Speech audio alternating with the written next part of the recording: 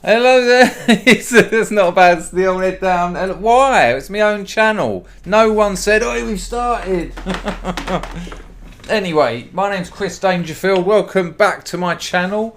Or if you're new here, probably not the best video to start with. Even some of my hardcore fans might not find this. Well, fuck it. Why? Why give the baby an autopsy before it's had a chance to learn how to walk? Or something similar to that. Doesn't really work with similes and metaphor, does it? Getting them nearly right.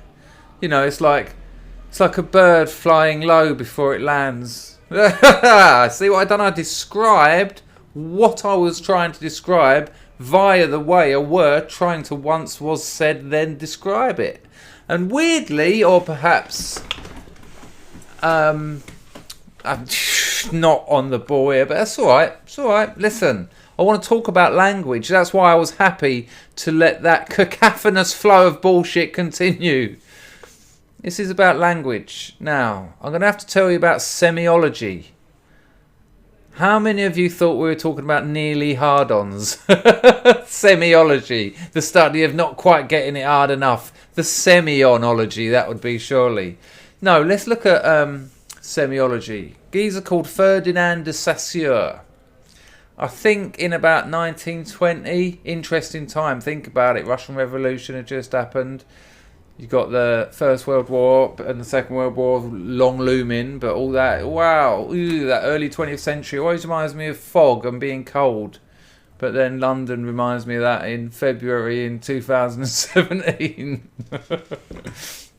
Anyway, Ferdinand de Saussure, he wrote a book called A General Course in Linguistics, which I advise you, if you're interested in language and you haven't read it, to have a look at it. Because he outlined the theory of the sign. And I want to talk to you about the sign. Never thought I'd be saying this. Never thought in my life. I mean, I never thought I'd go down the road earlier and buy some Cecina de Leon and toast from Fernandez and Wells. But I think my point really is I'm more surprised that I'm saying this than I went and bought some. Wow, this is heavy. This is a very confusing, non-focused piece of video making. This is. Anyway, theory of the sign. Listen to this. What Ferdinand de Saussure said. Each language unit is comprised of two pieces. Now, first of all, of course, I have to explain what a language unit is. A word is a language unit. If it's written down, I think they call it a grapheme, from graph, like graphic. If it's spoken, it's a phoneme, from like phonetic, same root. Don't know what the root is, but I know it's the same one. So you've got a word, a spoken word or written word, but you've also got a brushstroke on a painting.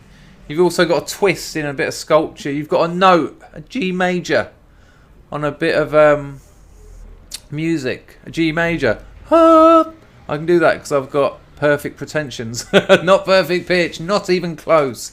I've got pathetic pitch. I couldn't tell you if that was G major. I don't know. Anyway, shit. Do you know why this is annoying? This is one of my problems and one of many. Over-gab it. Over-complicate it. When I tell a story, that can be quite funny, but when I'm trying to explain something, it goes against what's necessary. It's the opposite of what's required. Fuck me. I'm tempted to start this again, but no, let's just roll with it. I'm talking about a language unit. So any mark, whether it be a sound or audio or visual, or even a smell or even a touch, anything that transmits meaning, there you go. Any vehicle of meaning. That's what we could describe language as. Right? So we're going to go with the easy one. We'll go with the simple one, like the word dog. Dog is a sign. It's a sign, right? It's a linguistic sign. Now what Ferdinand de Saussure said, which was kind of revolutionary at the time, was that linguistic sign, that unit of meaning, that piece of language, was comprised of two parts. A signifier and a signified. The signifier being the actual linguistic mark. So the signifier is the actual word dog. If it's spoken, the signifier is dog. The actual sound of dog. If it's written, the signifier is dog. Alright?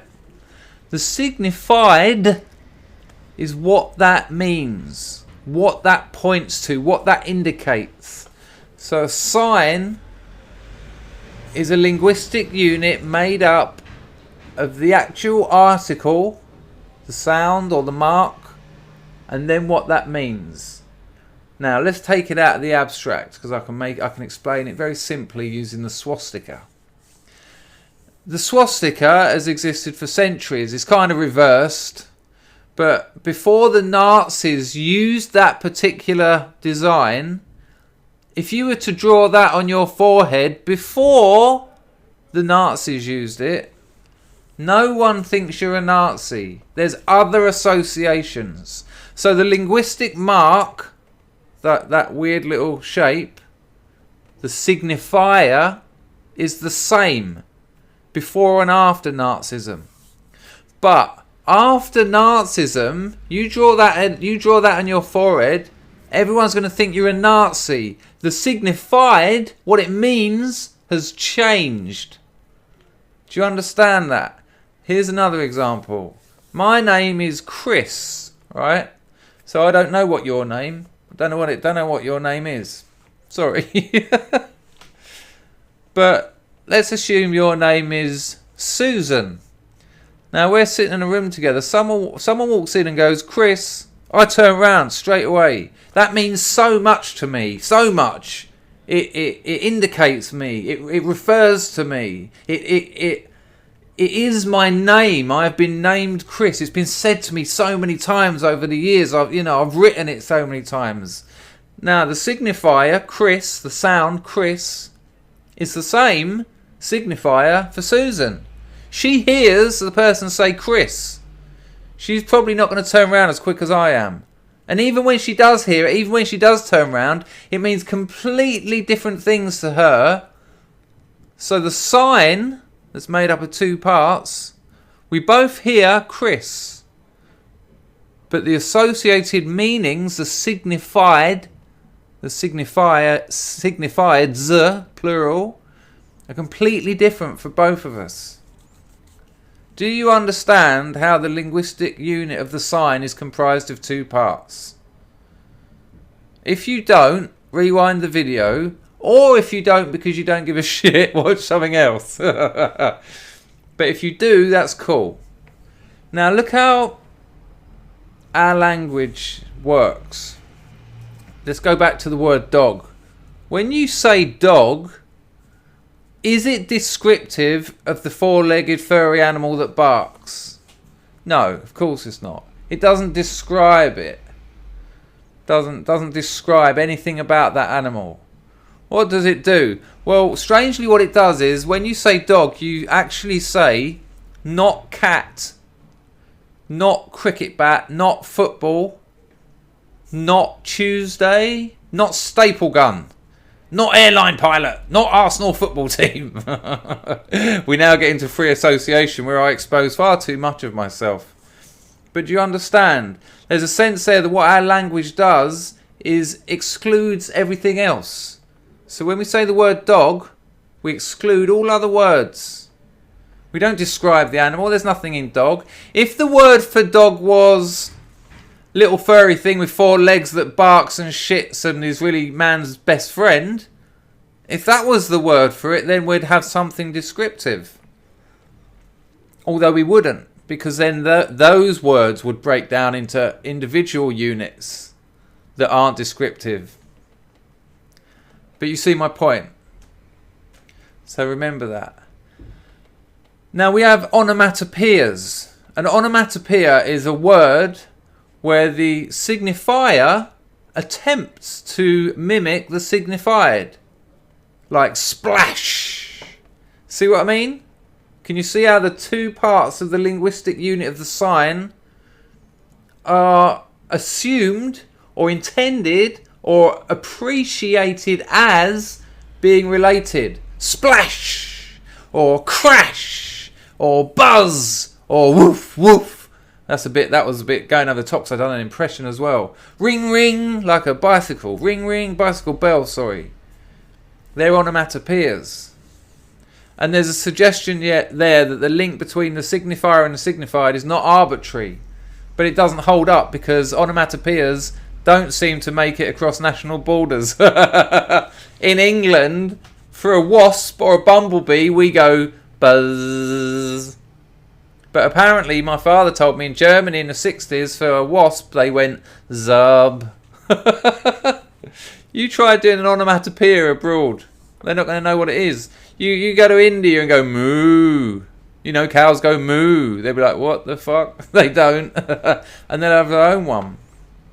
And then you got symbols, which in linguistic theory occasionally have been opposed to the sign. In the idea of the symbol, the link between the signifier and the signified is not arbitrary, such as the classic one they use to describe it is justice. The scales of justice. Now, they signify justice, and the idea being that they're scales. So there is a non-arbitrary, there is a description there, not like dog. I mean, because they're scales, that must mean justice. But could you really argue that? Could you defend that? I'm not sure if you could. Because, well, that's where we're going. Think about that. Think about the idea of the symbol and the non-arbitrariness of it, which I don't think holds up. Now, if you've kind of understood all of that, or if you've already known all of that, or come on, fartmobiles. They call them motorbikes, but they're fartmobiles. Anyway, do you understand the transient nature of the sign? You know, 3 years ago, if you went into a pub and went, Trump, people would just go, all right.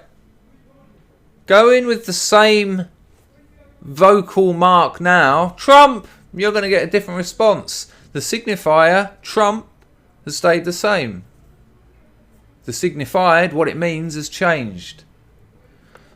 So in the language unit of the sign, the signifier and the signified can change all the time.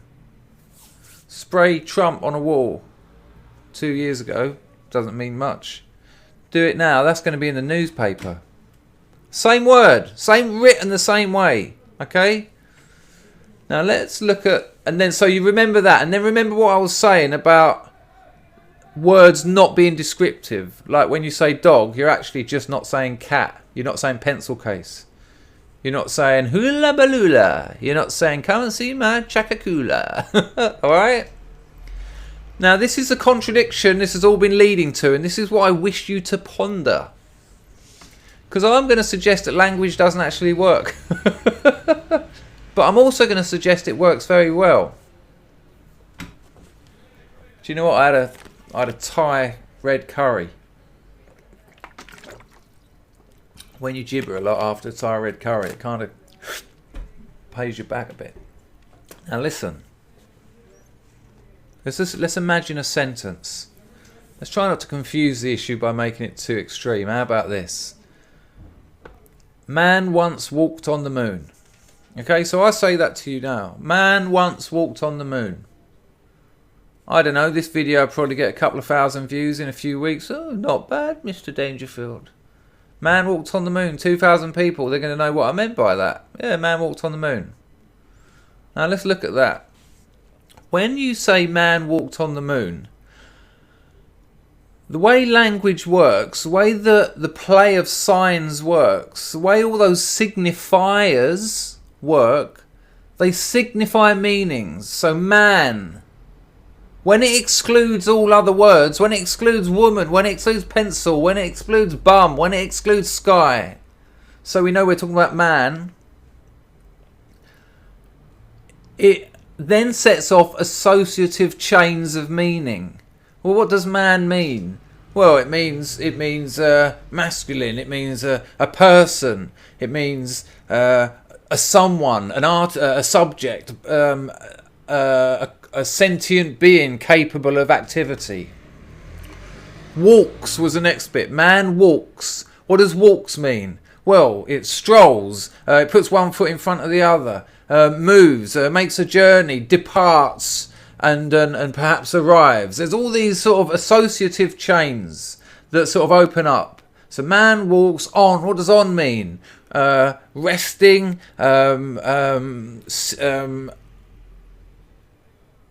Jesus, that's a tricky one, isn't it? What does on mean? Oh, hang on, something's all gone crazy here. That's all right, I'm back. You know, you can see where I'm going with that. What does the mean? What does moon mean? Etc, etc. So we can say, so let's have a look at moon. That big rock in the sky. The thing that affects the waves. Something a long, long way away. Something that gets light from the sun. Something that we have a cycle of where it gets smaller, it gets thinner and thinner. We only see a slither, and then we have a full moon. So the sentence "man walks on the moon" sets off associative chains of meaning. You saw how many man set off and how many walks set off. On wasn't so good. On fucked me up a bit. On fucked me off. I've been fucked up by on. And moon set off associative chains. But as I said, as I've kind of proved perhaps, none of the words that those words suggest mean anything either. So what did I say for moon? A rock in the sky. It has a cycle. It becomes a slither. It has a full moon. It has an eclipse. So then we've got eclipse, full, cycle, slither, rock, sky. So what do all they mean? What does slither mean? Thin, part of? What does sky mean? Above us? Blue? Do you know what I mean? Cloudy? Rainy? So, this is what I'm proposing. When we make a sentence like "man walks on the moon," what we're attempting to do linguistically, communicatively, is round meaning down. I want to say to you that a man walks on the moon. I don't want to say to you, I've just hit my chin. I don't want to say to you, people like buying butter. I want to tell you that man walks on the moon. But I can also show to you at the same time as we're rounding meaning down, what the possible things I'm saying are, because language, because the linguistic unit of the sign has a shifting relationship between signifier and signified, and because it works via associative chains of meaning, at the same time that I'm rounding meaning down, I can only possibly be exploding meaning, because one word sets off loads of others, and then all of those others sets off others. Think of fractals. There's your initial word, like chaos theory, and then that sets off those words. Then each 5 of those sets off another 5. Then each 5 of those sets off a bang, bang, bang, bang. So while I'm trying to be specific using words, I almost certainly cannot help but be very unspecific. And that's my very small and perhaps pointless lecture on a possible contradiction in language.